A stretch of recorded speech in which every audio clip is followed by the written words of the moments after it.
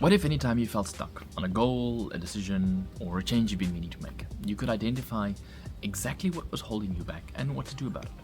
I have found that most people get stuck for one dominant reason. It shows up in different forms, wearing different masks, if you will, but underneath it's always the same. And once you see it, getting stuck will never feel the same again, because the only full stop in life is death. Stuck is just a comma. In my last video I showed that if you're finding yourself stuck, it's probably a friction rather than a discipline problem. So in this video I'm going to share 7 different kinds of friction that may be keeping you stuck. But you'll also see how there's one that lives at the source of all of these. Are there more than 7? Maybe, but these 7 are the most dominant. So let's get into it. We all have the same amount of time, 24 hours, 60 minutes in an hour, 60 seconds in a minute. There's nothing anyone can do to earn 70 minutes an hour. It's just how it is. Time is limited. And therefore we have time friction, where we're saying, hey, I want to go to the gym, or I want to learn digital marketing, or get good at AI prompting, but I just don't have the time. Here's the thing about time though. We make time for the things that are most important to us. Here's an example. I got engaged last year, and as a result I was doing my normal work. I was taking care of my own house. I was visiting my fiance pretty much every single day. I was learning to dance so we can do that for the wedding, and I was still just getting to everything. And earlier this year I thought, how did I even manage to do all that? And the fact is, we make time for the things that are important to us. So if you're not getting to something, chances are it's just not important to you. So here's the reframe. Whenever you're saying, I don't have the time, what you really should be saying is, I haven't made the time. That line is empowering because now the ball is in your hands and you can do something about it. Ephesians 5:16 says, redeeming the time because the days are evil. A paraphrase of that is, use your time wisely because life is hard. So if you're experiencing time friction, sit with it and be like, I haven't made the time for this. And then think through what's really important to you and start making time for those things that really matter. Like time, energy is a limited resource, but at least we can do something about it. But energy friction sounds something like, I really want to work on my side hustle in the evenings, but by the time I get home, I'm just so tired, I can't do anything. And then you end up scrolling. But the truth is, scrolling takes a lot more energy than you think. If you're constantly swiping, video after video, post after post, you're constantly making judgments, and that's why it's so draining.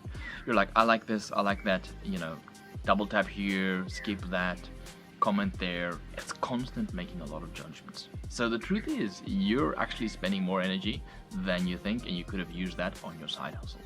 But that's beside the point. When it comes to energy friction, there's 2 things you can do. Number 1 is do something to replenish your energy. You could take a 20-minute nap, have a cup of tea, have a conversation with someone that really sort of invigorates you, call your best friend.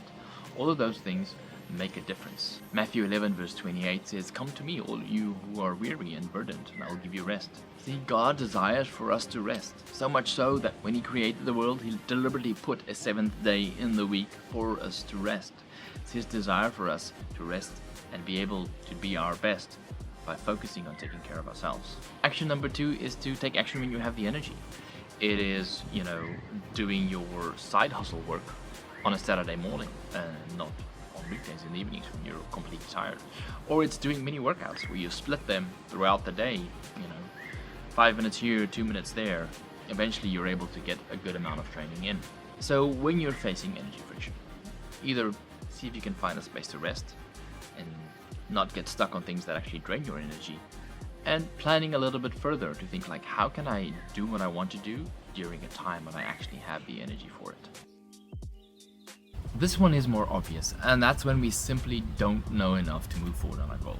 And these days we don't really have an excuse for that one. We've got YouTube, we've got AI, we've got all kinds of online courses.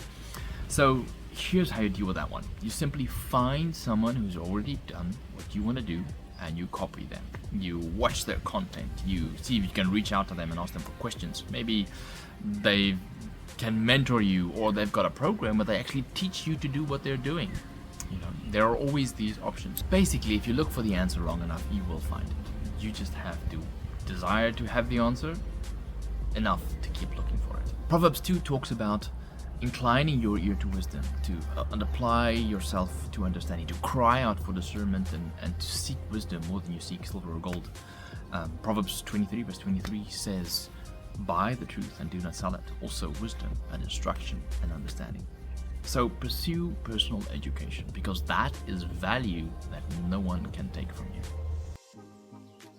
Sometimes the biggest thing holding you back is resource friction. Now, time, energy, and knowledge are all resources, but in this case, I'm specifically talking about money.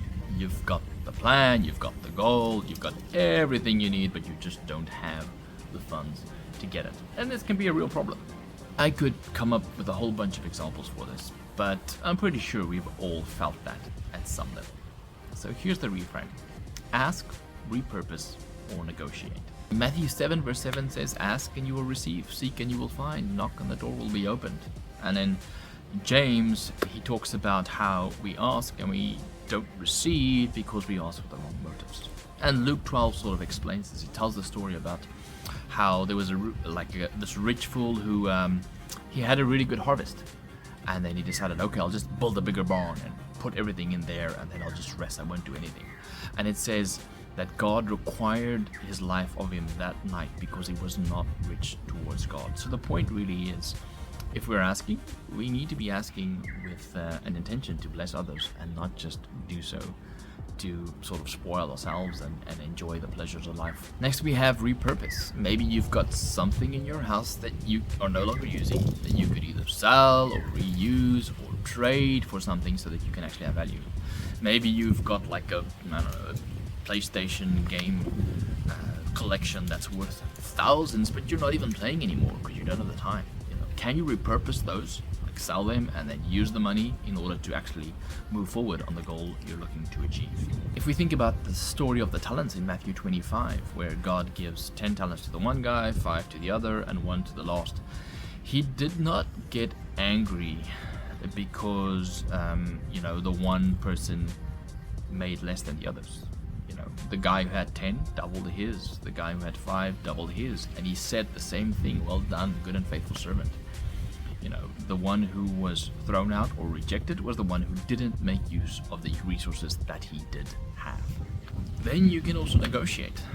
I have a really good example of a close friend of mine. He's busy working on a deal, and he pitched this deal, and they asked we like it, we just don't want it this way. Can you redo it for us? And he was like, yes, I can.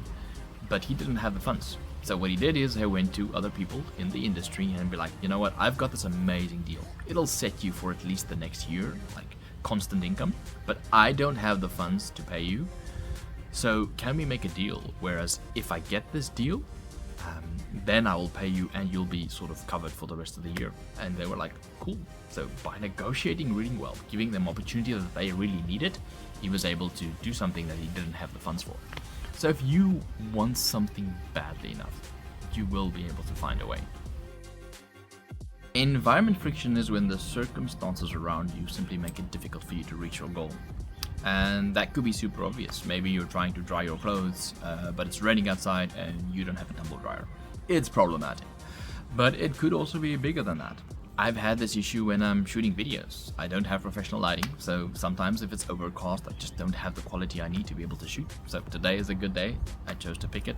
I tried recording inside, but the sound is too much echo, so now I'm sitting outside. There's probably going to be birds and all kinds of noises in there, but it should be far enough in the background that you can hear me quite well. But I decided to redesign my environment, to work with it, to find a way around it. And that's the hack when we have environment friction. This might look a little different for you. Maybe you're trying to eat healthier, right? But you go to work and then the only way you can find food is because there's a vending machine with all kinds of candy and chips or whatever. Or the water cooler is really far away, but the vending machine is much closer, so you go get a Coke instead of walking all the way to the other side of the office to get water. Those are simple things that you can redesign for. You can make sure you pack snacks, or you make sure you have a reusable bottle you always have at your desk, so you always have access to water. Small things like that can make a big difference. You see, Tony Robbins always says, what's wrong is always available, but so is what's right. I mean, NASA went and they sent people past the moon and back. If they were able to do that, I'm quite sure we can find ways to redesign our environment to actually reach our goals. The best example from the Bible I can think of is Joseph. I mean, he was sold into slavery, where he served really well. Then he was thrown into prison, and he served really well there too. And eventually, this put him in the spot where he served as the number 2 ruler in Egypt. All he did was consistently, in each environment he found himself in, did the best that he possibly could. This one is probably the most deep-seated, because it's about what we believe about ourselves. And there are some things that we are incapable of. I made a video about that. But a lot of the things that we say to ourselves, I can't, is simply not true. And there's really 2 reasons for that. Number 1, think about what you have achieved thus far. And you might think like, it's not much. But really think about it. When you were born, you couldn't even keep your own head up. Like, your parents had to hold your head up for you because your neck wasn't strong enough. That's where you started. Now maybe you've studied, you've been through school, you've done some sports, you learned to dance, sing, draw. You've done some pretty amazing things, starting at absolutely 0. All you could do was eat, sleep, cry, and poop, right? It's some pretty amazing progress. But number 2 is simply what God tells us about us. Like in Genesis 1 verse 26, the first thing he tells us about humans is that we are made in his image. Now God's pretty amazing, so if you're made in his image, you can do quite a bit. But think about it this way. The first thing God tells us about himself is that he is creative. In Genesis 1 verse 1 it says, in the beginning God created. That means there isn't even a thing like an uncreative person. There are simply different forms of God's creativity reflected to us in our different ways of doing things. So the reframe is any sentence that starts with I can't, make sure you end it with yet. I can't prompt very well, yet. I can't dance, yet. All those things, if we just add yet to the end, is really empowering. Whatever you desire but you feel like you can't do, make sure you add yet to the end of the sentence, and don't quit until you get there. I've been hinting at this one throughout the entire video. Desire friction lays at the foundation or the root of all the other frictions I've spoken about. It's when you have 2 or more desires that are competing with each other. You don't have the time because you're spending your time on a different desire. You don't have the energy because you're spending your energy on a different desire. You don't have the knowledge because you're focusing your attention on a different desire. You don't have the resources because you're spending your money on a different desire. Your environment isn't serving your goal because you've designed it to serve a different goal. You believe you can't because your desire for staying inside your comfort zone is bigger than your desire to become someone who can.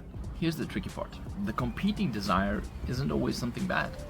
Most of your time might be going towards taking care of your kids well. Most of your energy may be focused on putting food on the table. Most of your attention may be going towards improving your health. Most of your resources might be going towards building your business. Your environment may be designed for work productivity rather than optimal physical health. Your beliefs may have kept you safe and sane in the past, but now they're holding you back. So some competing desires need to be accommodated. Some need to be revised, and some need to be eliminated. If you found yourself stuck due to one of these friction sources, know that the number 1 reason for that is the competing desire that's keeping you from making the progress. And if you're not sure what that competing desire is, that's why I wrote the Find Your Friction email series. I put the link in the description. Check it out. I hope you found this video useful, and until next time, stay blessed.